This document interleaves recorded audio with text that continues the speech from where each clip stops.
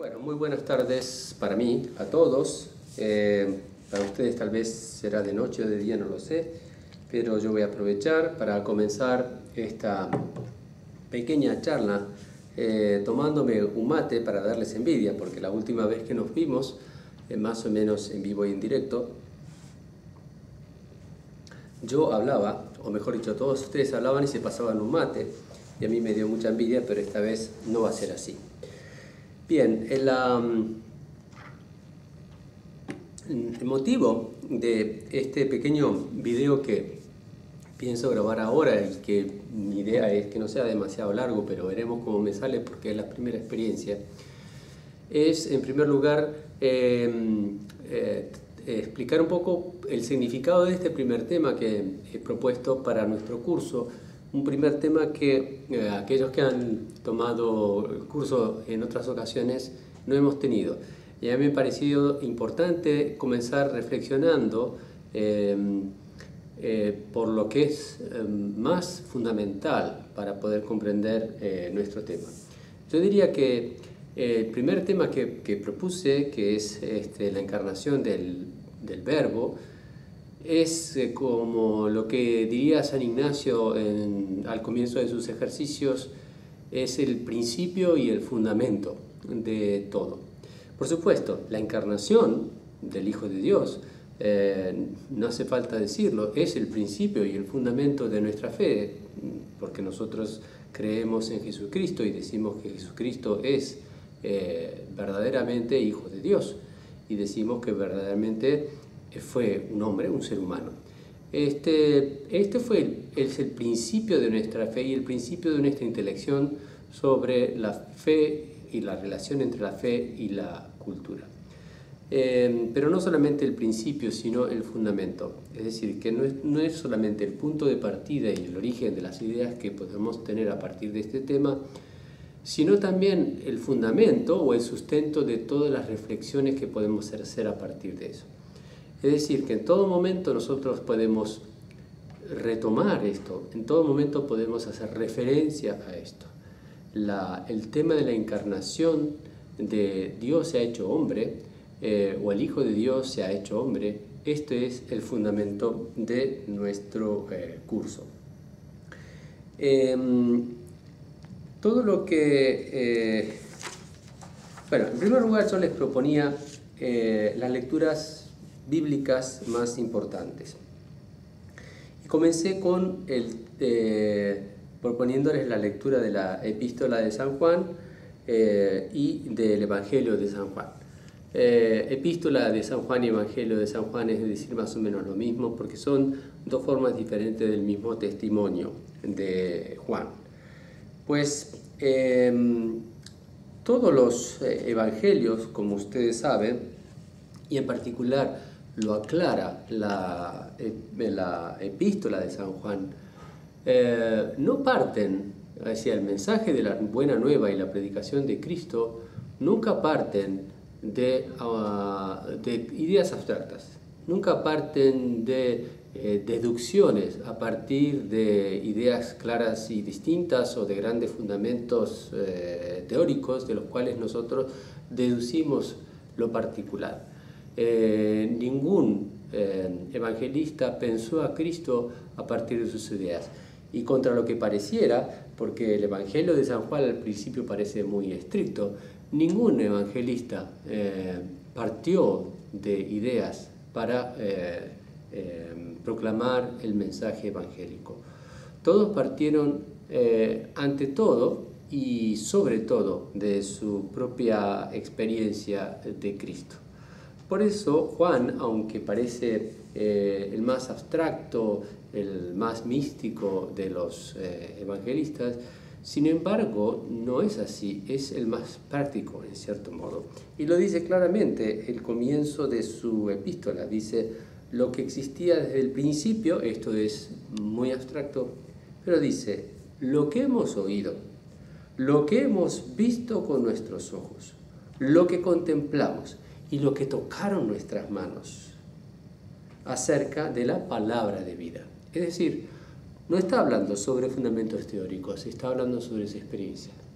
está hablando sobre el Cristo con quien compartió la predicación, ese Cristo con el cual habrá tenido diálogos, con el cual comió, al cual tocó, en fin, es el ser humano de carne y hueso bien concreto con el cual él compartió tantas cosas en su vida y del cual él aprendió lo más importante, que es que Dios es nuestro Padre y que Dios es amor.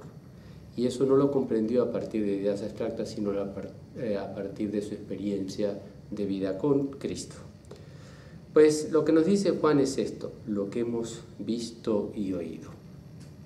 Gracias a esa experiencia y a la reflexión iluminada por la fe, llega al conocimiento de lo que existía desde el principio, dice Juan. La palabra de vida, dice Juan. Es decir, comprende lo que anuncia en su mensaje de felicidad, decía en el Evangelio, a partir de su experiencia. Y luego dice en su Evangelio mismo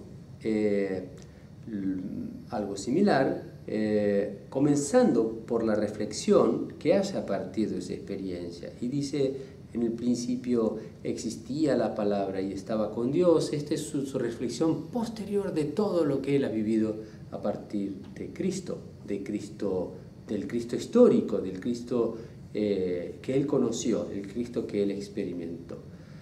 Todo se hizo sin ella, nada se hizo, de cuanto existe, nada se hizo sin ella.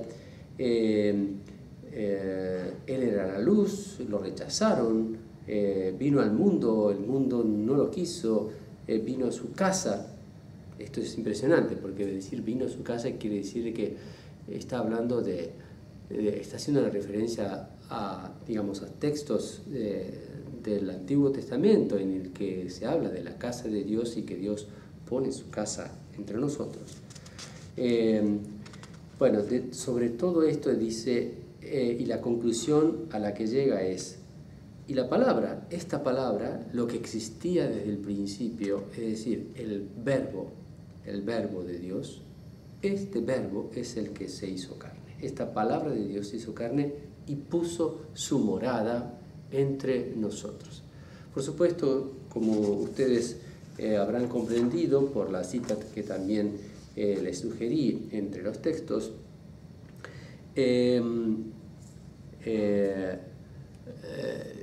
hace referencia a aquel pasaje del Éxodo en que el capítulo 25, el número 8, ¿no? Que dice, ¿cómo era? Me han de hacer un santuario para que yo habite en medio de ellos. Es decir, esta es una idea clave, una idea fundamental en la experiencia de fe del pueblo de Israel. No es el Dios que habita en los cielos, no es el Dios de las alturas, no es el Dios del Olimpo, el Dios del Edén de los dioses, no. Dios es una presencia no solamente cercana, sino una presencia inmanente, una presencia que está allí en medio de su pueblo. Esta es la experiencia del pueblo judío, la experiencia de un Dios personal. Recuerden que toda la historia del Antiguo Testamento es el paso del politeísmo al Dios único, y del Dios único al Dios personal, y del Dios personal al Dios histórico, y del Dios histórico al Dios que vive entre nosotros. Pues en estas primeras etapas del desarrollo de la fe del pueblo de Israel está este pequeño texto del Éxodo, por supuesto escrito mucho después de los acontecimientos supuestamente históricos, en que dice, bueno, me harán un templo para que yo habite entre ellos. Pero no necesariamente bueno, no dice templo, dice un santuario. Santuario, la misma palabra santuario es tomada inclusive en el Nuevo Testamento, para referirse al cuerpo. San Pablo dice a los cristianos, no recuerdo en qué pasaje, recuerden que el cuerpo de ustedes es muy importante, es el templo del Espíritu de Dios, o santuario del Espíritu de Dios. Pero digamos, no hay que ir tan lejos tampoco, porque todo esto está de los principios de la fe judaica, que lo más fundamental, que es el concepto de Dios creador. Después voy a decir una palabra sobre esto. Pues bien, Juan llegó guiado por su fe, por su tradición, a expresar de este modo al Dios cercano, a un Dios personal, al Dios que cohabita con los hombres y trata con ellos, y culmina diciendo, pues, que hemos conocido, que hemos visto, que hemos tocado, etcétera, etcétera, este es el Verbo de Dios hecho hombre.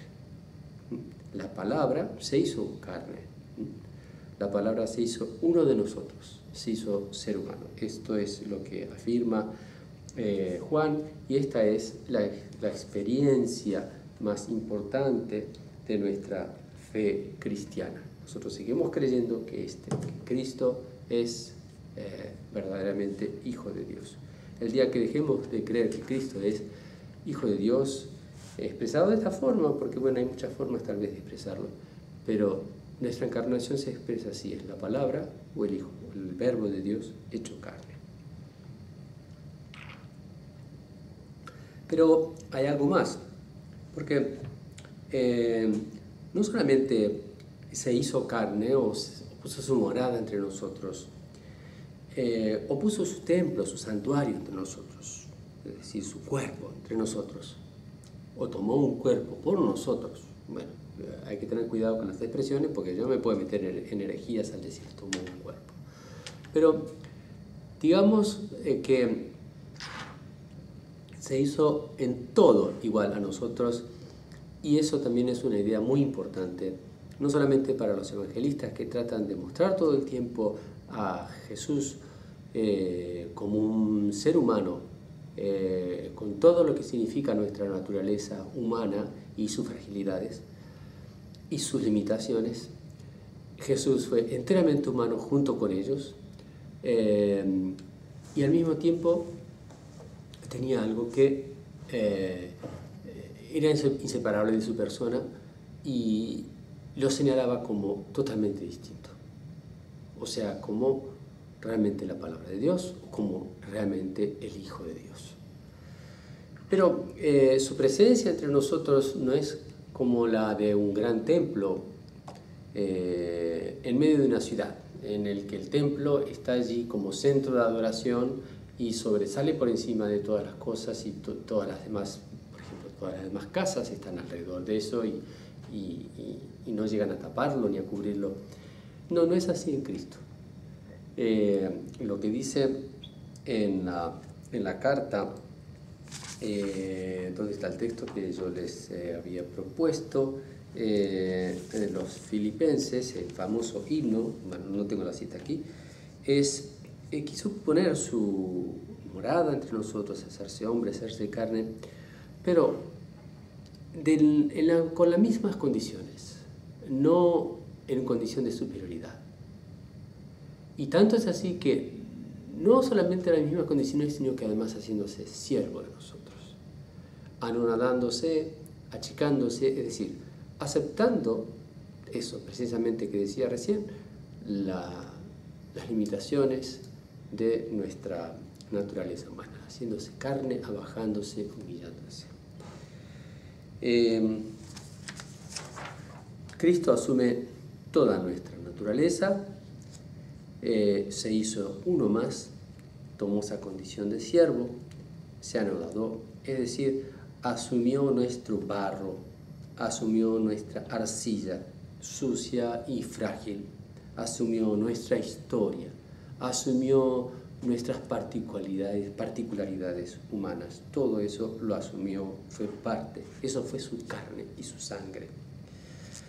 Bien, esto resume el discurso de Génesis, ¿no? El hombre de barro, el hombre hecho a imagen de su creador, el hombre portador del soplo divino, el hombre hecho, el hombre que es al mismo tiempo espiritual, en fin. Está siempre esta doble dimensión, la dimensión divina y la dimensión de barro, o la dimensión humana, sin que sean dos cosas separadas, porque desde el momento de la creación Dios nos creó así. Y eso es el testimonio del Génesis. Dios nos crea totalmente humanos, nos crea de la tierra que Él mismo creó, y al mismo tiempo puso en nosotros algo que en esa tierra no había, que era su soplo de vida. Mejor dicho, era su soplo de vida, por supuesto, todos los seres vivos lo tenían, pero era su soplo divino. Eso que, pues bien, tendríamos que teorizar mucho para ver a qué se refiere, pero Dios nos hizo a su imagen y semejanza. Y como dice en otra parte en las Escrituras, somos como dioses, sin serlo. La siguiente lectura que yo les propuse que hagan fue acerca de la doctrina de la Iglesia. ¿Por qué les propuse este texto, además tomado de la fe de la Iglesia Católica, un texto que se utiliza en los cursos de teología, un texto muy duro, muy difícil de leer y cuya comprensión requiere también un curso paralelo de historia de la Iglesia? Ustedes habrán pensado, me figuro que me bandié demasiado con presentarles este texto, pero la idea no era que hicieran un estudio profundo de este texto, sino que fueran conscientes de una sola cosa: la importancia, la enorme importancia que tuvo este tema en los principios de nuestra vida histórica como comunidad, es decir, en los principios de la Iglesia Católica, del cristianismo. No estamos hablando de Iglesia Católica entonces. Pues nos costó aproximadamente 500 años en llegar a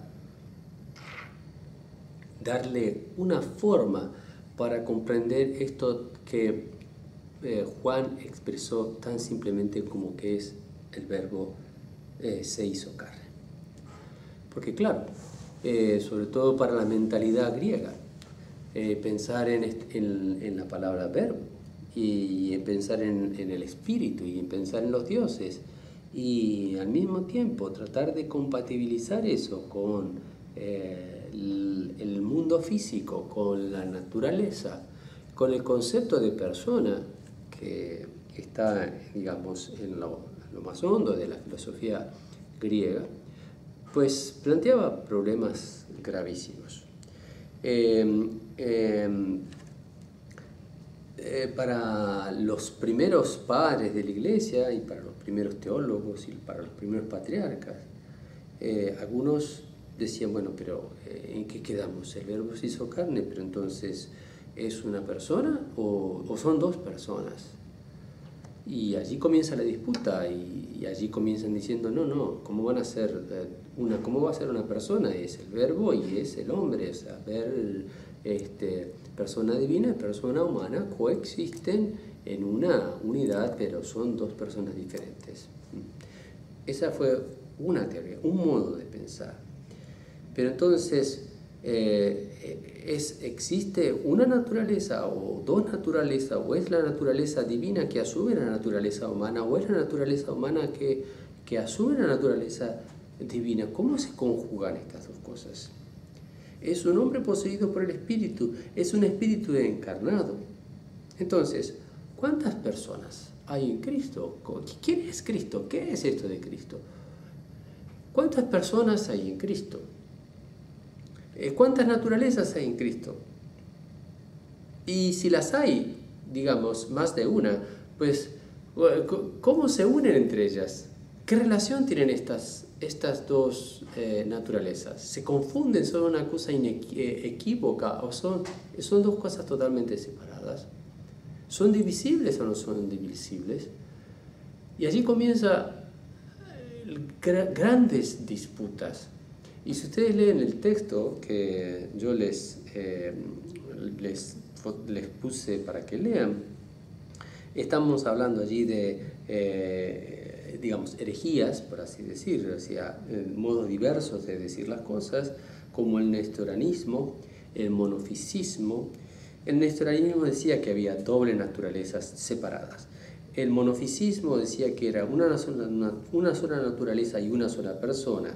Era una conversión de la naturaleza humana en lo divino, como una divinización de lo humano. Luego tenemos el monotelismo, que dice que hay dos naturalezas, pero una sola voluntad. En fin, las cosas no estaban tan claras y siempre es un terreno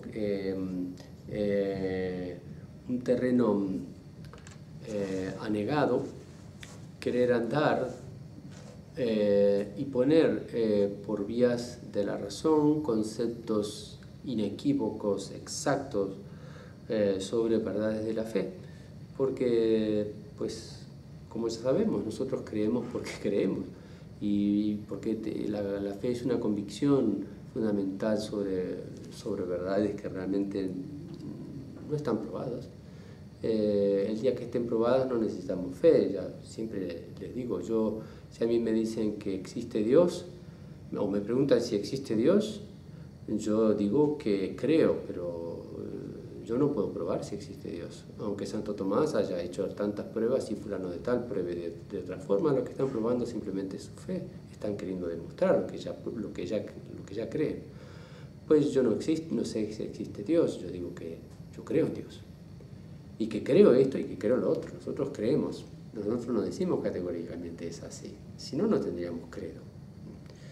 Pues bien, esto dio paso a una larga y sufrida historia de doctrinas contrapuestas, en el que a medida que se iban formando las diversas comunidades cristianas y se iba, digamos, iba tomando cuerpo eso que se llamó luego el cristianismo, a lo largo de la historia hubo antagonismos, disputas, excomuniones, peleas y hasta agresiones físicas. Pues la historia de la iglesia es muy interesante.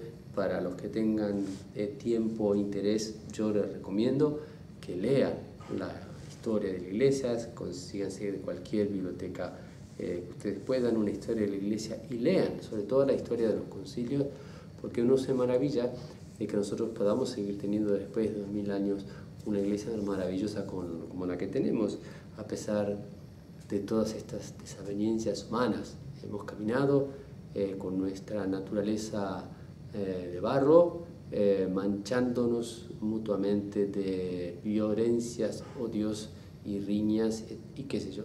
Pero esto es parte de nuestra historia, no lo podemos quitar. Y es así como es, porque somos humanos. Pues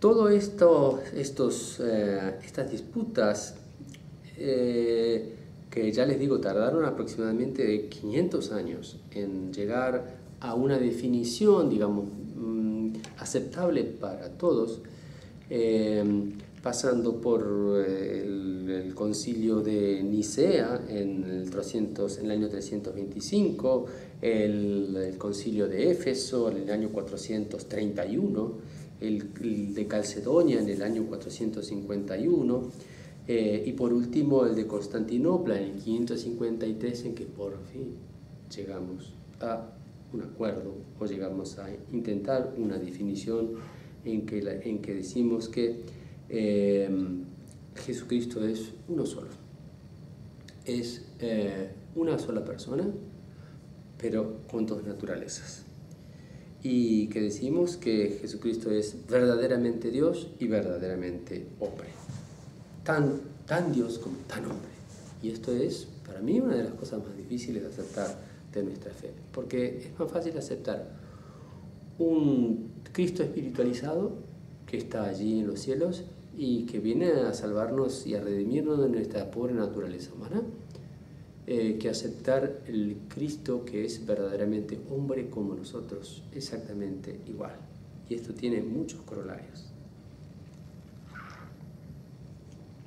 Dice también este dogma, el dogma de la encarnación, que esta persona única con dos naturalezas diferentes, perfectamente Dios y perfectamente hombre, estas naturalezas, el otro problema es cómo se unen, estas naturalezas son indivisibles en Cristo, o sea, si no, no sería persona, y al mismo tiempo inconfundibles, quiere decir que no se pierde una sobre la otra, que en Cristo hay una naturaleza divina y hay una naturaleza humana diferentes una de otra, y que por tanto en Cristo hay dos voluntades.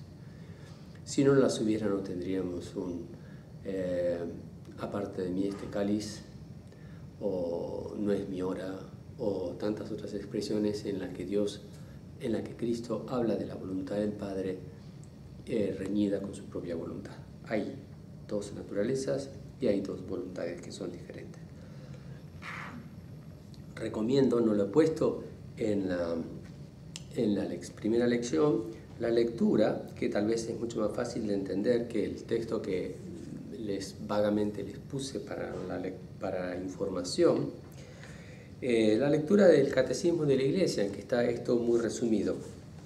Busquen el Catecismo de la Iglesia, este compendio tan grande que se ha hecho hace no demasiado tiempo, los números 464 o 469.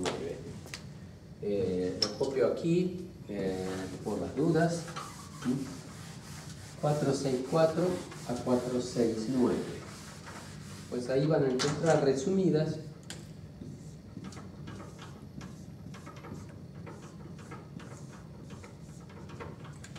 toda la doctrina de la encarnación. Bien, pero esto no es un tema relegado a la historia de la Iglesia. Hace 1500 años atrás.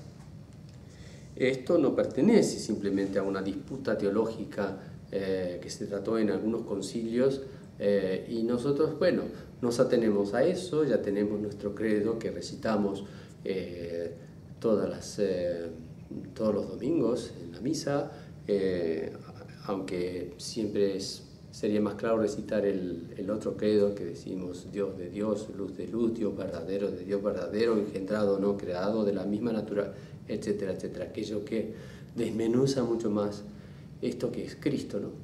Pero bien, esto no es historia del pasado, esto es presente. Y la Iglesia, sobre todo a partir del Concilio Vaticano II, en que trata de volver a la Iglesia a su forma original. El Concilio Vaticano II trata nuevamente de rescatar esa Iglesia que se había alejado tanto del ser humano, que era una Iglesia que había quedado un poco como enquistada en esa especie de misticismo católico, y el Concilio Vaticano lo que hace es tratar de que la Iglesia vuelva a esto, a la encarnación. Y por eso trata de estos temas como cuál es la presencia y la misión que tiene la Iglesia dentro del mundo, cuál es la misión de los cristianos y cuál es el sentido de nuestra fe. Y por eso hay una parte muy importante dentro de los documentos conciliares en que trata, lo vamos a ver en nuestro curso con más detalle, sobre la Iglesia y la cultura, es decir, la Iglesia y la relación con la vida del hombre. Pues este tema, a partir sobre todo del Concilio Vaticano II, transforma la teología y se vuelve a una teología nuevamente que parte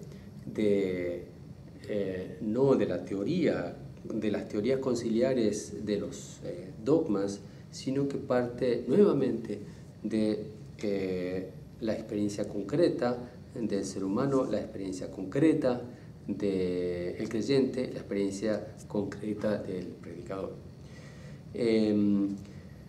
La teología actual recupera este sentido encarnacional para hablar de un Dios en la historia, un Dios que se compromete con el ser humano en este proceso histórico que es la vida de la Iglesia.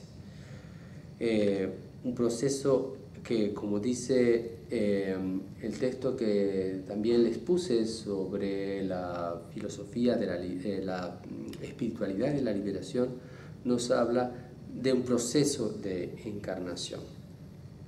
Por eso preparé ese texto en que lo resume muy bien a mi modo de ver, esta recuperación del sentido encarnacional de nuestra fe.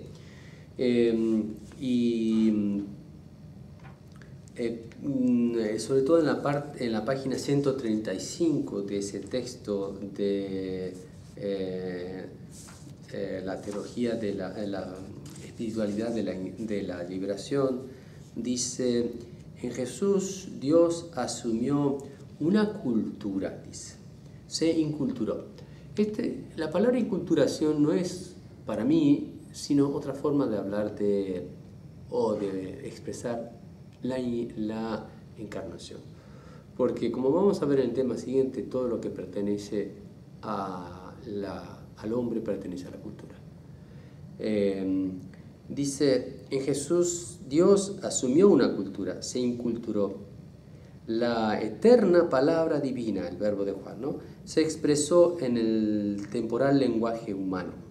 El Evangelio es la palabra de todas las culturas, palabra de Dios en la lengua de los hombres. Y asumió este lenguaje con todas sus limitaciones. La palabra universal balbuceó en dialecto, asumió el contexto, se hizo contextual, hundió enteramente sus raíces en la propia situación. Nació en una colonia dependiente, fue reconocido como el Galileo, acento galileo tenía cuando hablaba, en fin. La encarnación nos pide vivir inmersos en nuestro contexto, adquirir contextualidad, es decir, una fe encarnada. Ser lo que somos y serlo donde estamos, amar nuestra propia carne, tierra, etnia, cultura, lengua, idiosincrasia, modo de ser, nuestra autoctonía, nuestra latinoamericanidad, dice este texto, y nuestra peculiaridad local. Un amor verdaderamente encarnado nos exige defendernos frente a la adveniente cultura científico-técnica, niveladora, homogenizadora, arrasadora de las riquezas y peculiaridades de nuestros pueblos, sin que ello obste para asimilar los beneficios reconocidos de los avances científicos y técnicos. Como ven, este texto trata muy a fondo sobre la relación entre la fe y cultura, y esto lo vamos a ver luego más a detalle en los próximos temas. En cuanto venido el cristianismo de un rincón de la cuenca del Mediterráneo europeo, el misterio de la encarnación nos recuerda también la exigencia de la inculturación, es decir, de la encarnación de la fe y de su proclamación, de asumir la cultura de cada pueblo para en ella vivir la fe y construir la iglesia. Pues bien, no me extiendo más porque no se trata en esta pequeña charla de que hablemos de todo lo que vamos a reflexionar luego. Entonces, a partir de como les decía, principio y fundamento, es decir, nuestro punto de partida y nuestra base de reflexión para todo lo que vamos a tratar en este curso, vamos a comenzar a hablar sobre la cultura y a tratar de tener un panorama de lo que significa la cultura y de tener un panorama de lo que significa la diversidad cultural. Hacernos una idea lo más aproximadamente posible para que nuestra comprensión, no digo nuestra definición, pero sí nuestra comprensión de la cultura no sea algo ambiguo, sino que tenga algunos perfiles bastante concretos. Y esto vamos a hacerlo a partir de algunos foros y sobre todo de algunas lecturas sobre el concepto de la misma palabra cultura. Entonces, los invito a todos a participar en el próximo foro que voy a abrir en breve, en el cual vamos a comenzar por compartir lo que para cada uno significa esta palabra cultura. Muchas gracias por la atención y nos vemos entonces en el foro.